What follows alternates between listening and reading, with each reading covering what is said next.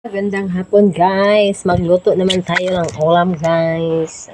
Ayan, mga langga. Mayong hapon. Nagsugba ako ng maskara sa baboy. Nag-ihaw po ako ng maskara. Ayan. Sarap. Habang nag-ano tayo kasi matagal. Malapit na mag-isang buwan na.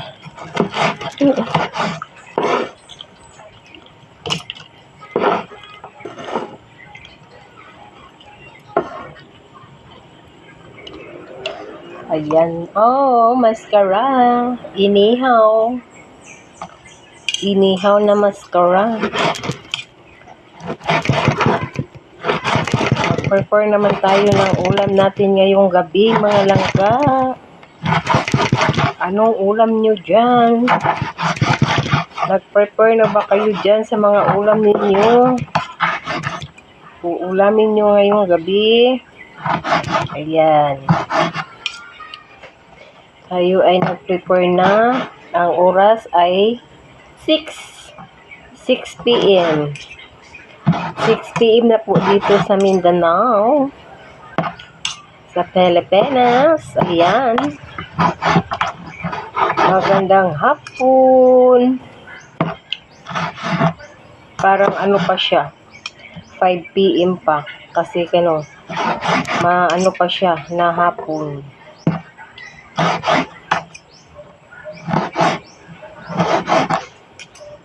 Ayan lang.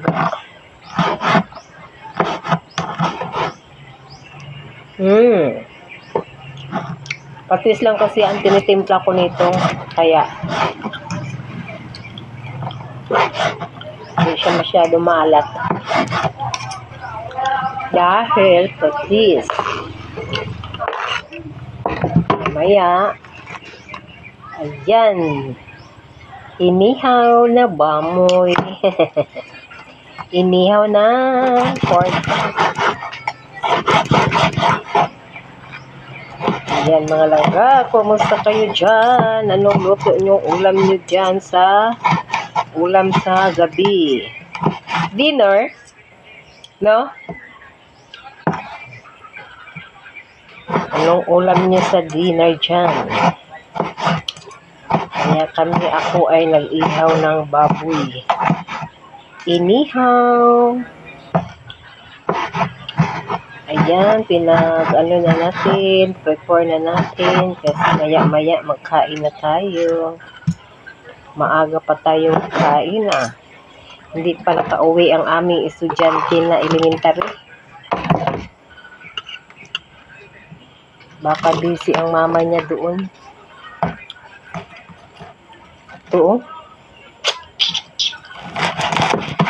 talinga. Talinga.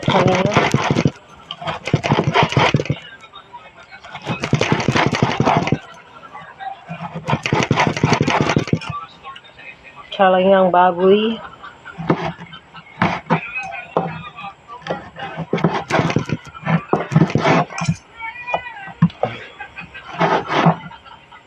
Itong maskara, masarap din ito, ihumba. Sa sunod na buwan, bili tayo nito.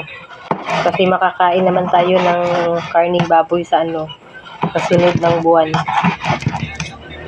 Ihumba natin. Yan kami mga langga.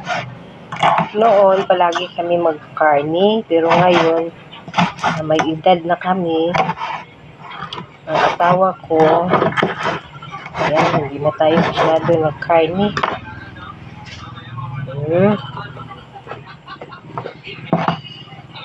Kasi, may karamdaman na.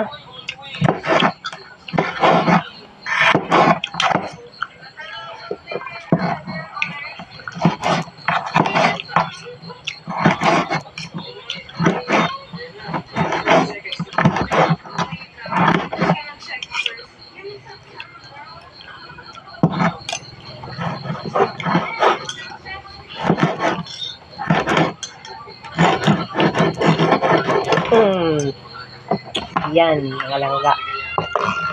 Mag-slice na din tayo ng pipino. Ito pa.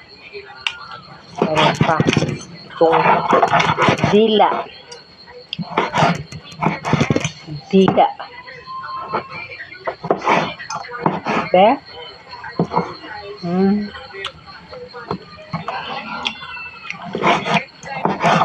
Habang guys, slice.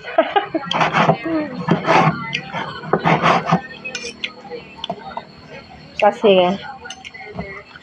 parang na-miss mo ang ano ba? Carne. Mabuti na lang kanina lang ka.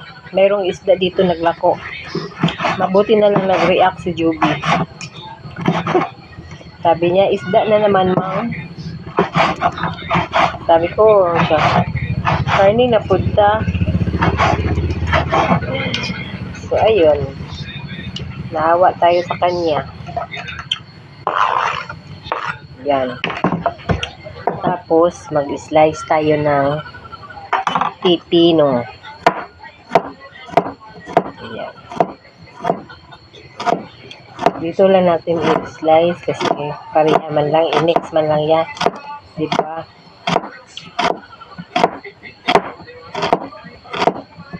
I-prepare ko na ito kanina. Hinugasan ko. Pinagbalatan ko na. Ayan. Tapos, wato Bombay te kagloy ate.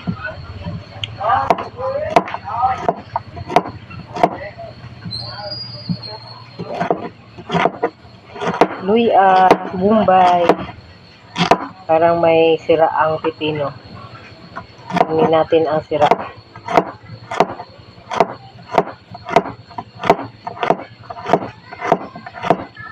Sira ang bakit. Ganyan tayo mga langka. So, mag-prepare na kayo ng ulam nyo dyan. Para yung mga asawa nyo galing sa trabaho, pagdating, kain na. Kasi nakaluto ka na. Ganyan tayo mga langka. Andin pipino, kain din tayo.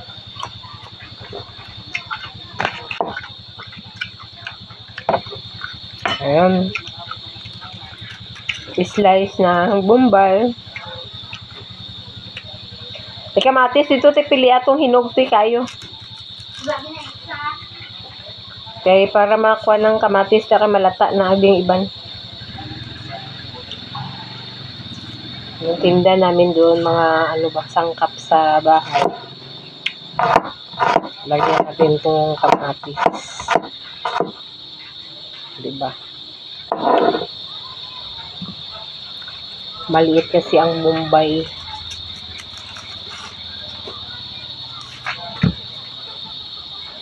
Pili ni mo ng pula dito, te? Oo, muna natin ang pula.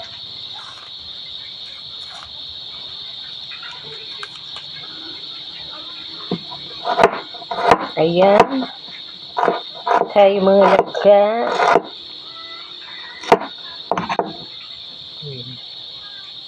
Okay, tama na yan. Tapos, boom. Ano nito? Luya. Labas!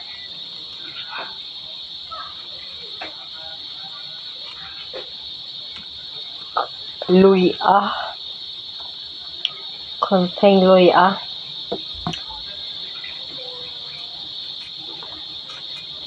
Konting luya mga langka. So, ayan.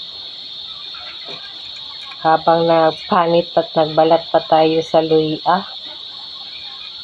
Ayan.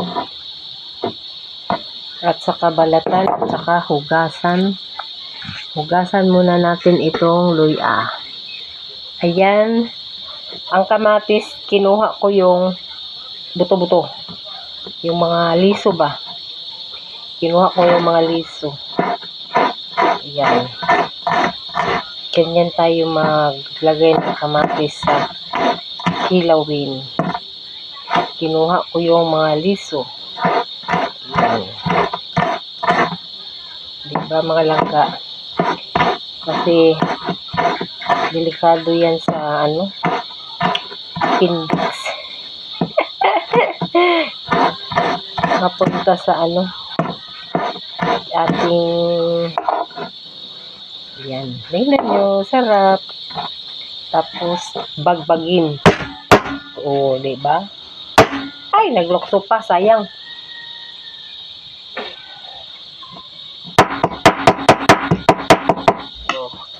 Parang kilawin. Oh, hindi. Parang kilawin talaga ito. Yan. Diba?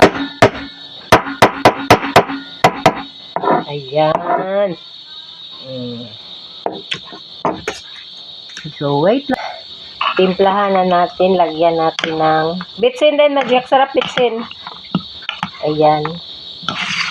O, diba? Sarap na yarn.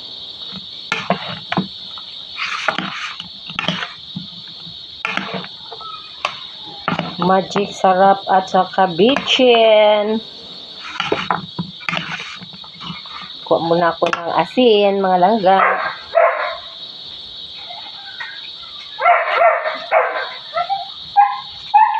Ayan, asin. Tapos, si bitsin. Kunting bitsin. Ayan. And then,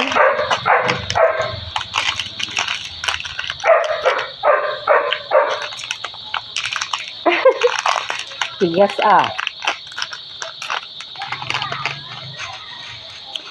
Yan.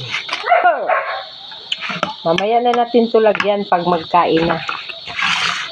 Diba? So, ayun. Ayun na. Tingnan nyo. Yan. Ang ating kilawin na maskara sa baboy. Ayan mga langga. Bye-bye!